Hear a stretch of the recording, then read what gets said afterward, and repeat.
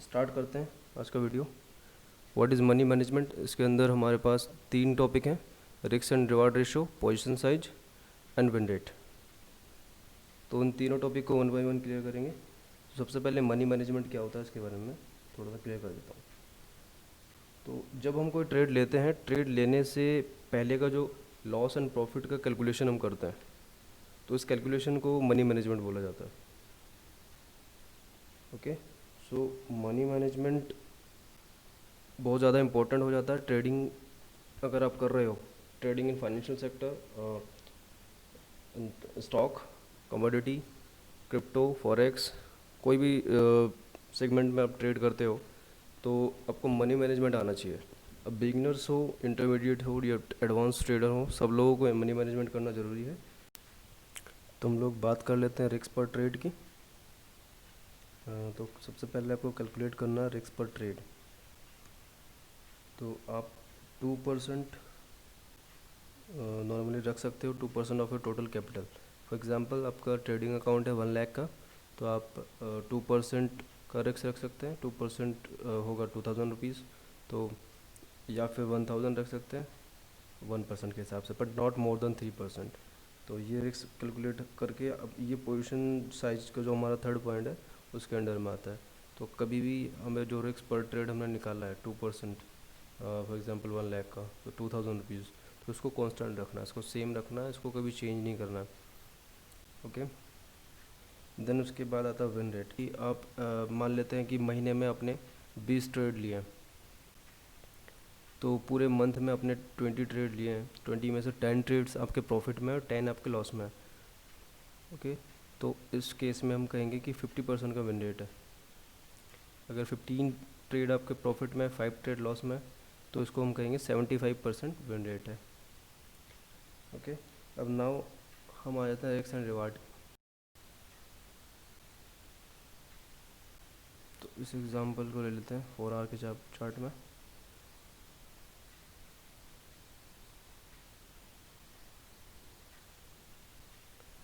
Risk and reward ratio के लिए आपको ये ऑप्शन चूज़ करना है, ये मैंने बोल चुका हूँ मैं पहले। तो अब यहाँ से इसको 1:2 कर सकते हैं।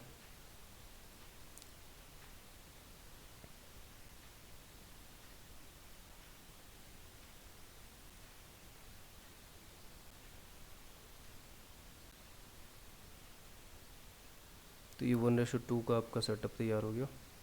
और इसी एंट्री प्राइस में ये 1:1 का हो जाएगा। और स्टॉप लॉस हम लोग यहीं रखते हैं, जो प्रीवियस स्टॉप लॉस अपना मूविंग एवरेज के नीचे।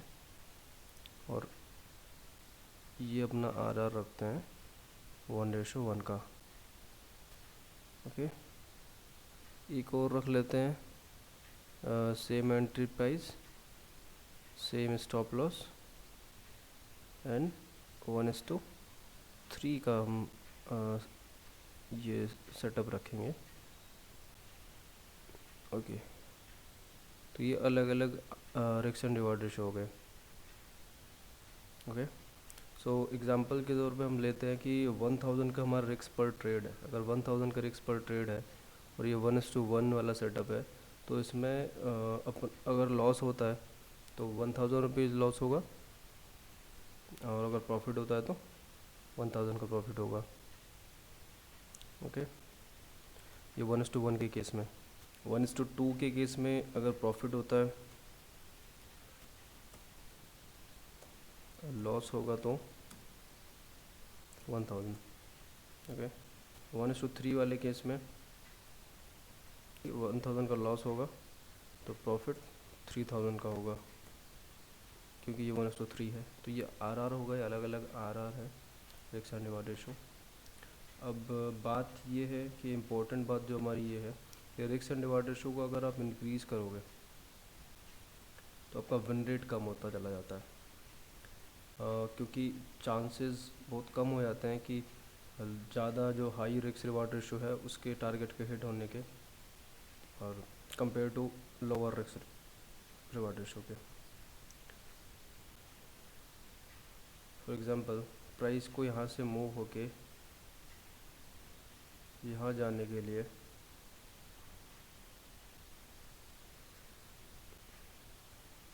इसको हिट करने में, और यहाँ से फिर यहाँ से इसको हिट करने में टाइम भी लग सकता है और चांसेस भी कम हो जाते हैं।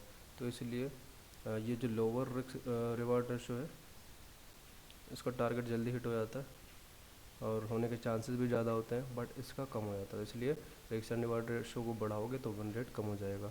तो मैं प्रेफर करूँगा जो बिगनर्स हैं वो 1:1.5 का रिस्क एंड रिवार्ड रेशो रखो, ताकि जल्दी से टारगेट हिट भी हो जाए और आपका विन रेट ज़्यादा से ज़्यादा रहे।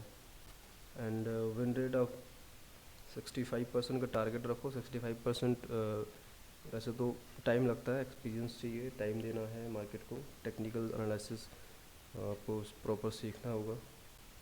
उसके बाद कहीं जाके 60 to 65% का विन रेट होता है। और अगर आपको इसका ब्रेक इवन जानना है तो 35% का ब्रेक इवन पॉइंट होता है 1:2 का। 1:2 का 35%, यानी कि 35% का अगर आपका विन रेट है तो आपको ना प्रॉफिट होगा ना लॉस होगा, और इसके ऊपर जाएंगे तो आपका प्रॉफिट बढ़ता जाएगा। तो 50% 60% इज़ इनफ। मैं इसको एग्जांपल के हिसाब से समझा देता हूँ। तो सबसे पहले हमें ये करना है, अगर कैलकुलेटर यूज़ कर रहे हैं हमें, तो कैलकुलेटर ये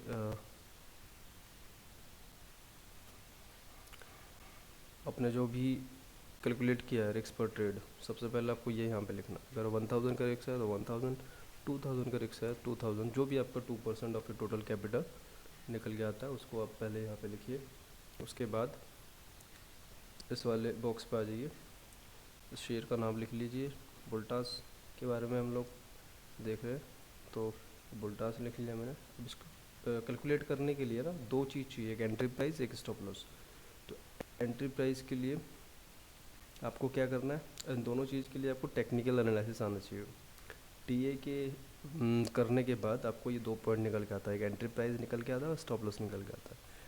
ओके, तो ये दोनों इंपॉर्टेंट चीज़ है। ये चीज़ें जो है टीए के अंदर आते हैं, तो टीए की भी सीरीज़ हम लोग अलग से बनाएंगे। अभी मान लीजिए 2 पॉइंट्स अपना निकल के आया, 580 पे हम लोग वोल्टेज को बाय करना चाहते हैं और स्टॉप लॉस रखना चाहेंगे हम 550 पे। तो ये दोनों पॉइंट हम लोग यहाँ पे लिख देंगे। 580 पे बाय करना चाहते हैं तो 550 का स्टॉप लॉस रखना चाहते हैं। तो जैसे हमने ये दो एंट्री करी है इन प्राइस को, तो हमने देखा कि क्वांटिटी है 70 और कॉस्ट है 40,600। ओके, तो क्वांटिटी ये इम्पोर्टेंट है। अब तो अगर मैं 70 की क्वांटिटी अब वोल्टास के बाय करता हूँ 580 पे और स्टॉप लॉस रखता हूँ 550, तो मेरा अगर स्टॉप लॉस हिट होता है 2000 का लॉस होगा, क्योंकि मैंने 70 क्वांटिटी बाई किया है। 70 के हिसाब से 2000 का रिस्क मैंने रखा हुआ है, इसलिए 2000 का लॉस होगा। अगर यहाँ मैं 1000 का रिस्क कर लेता हूँ तो मुझे 35 क्वांटिटी लेने पड़ेंगे।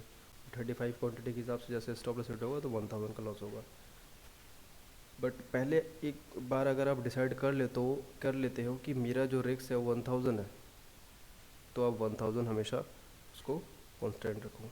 इसलिए पोजीशन साइज़ जो होता है वो इम्पोर्टेंट होता है। पोजीशन साइज़ को हमेशा कांस्टेंट रखना है। अगर आप इसको चेंज करते रहोगे तो आप भले ही 1:2 का सिस्टम 1:2 के रिस्क एंड रिवार्ड में काम कर रहे हो, 65% भी है इवन, तो उसके बाद भी आपको प्रॉफिट नहीं मिलेगा। नंबर भी डाल दिया मैंने अपना। और वीडियो अच्छी लगी हो तो लाइक करो, सब्सक्राइब कर दो और शेयर भी कर दो अपने फ्रेंड्स के साथ।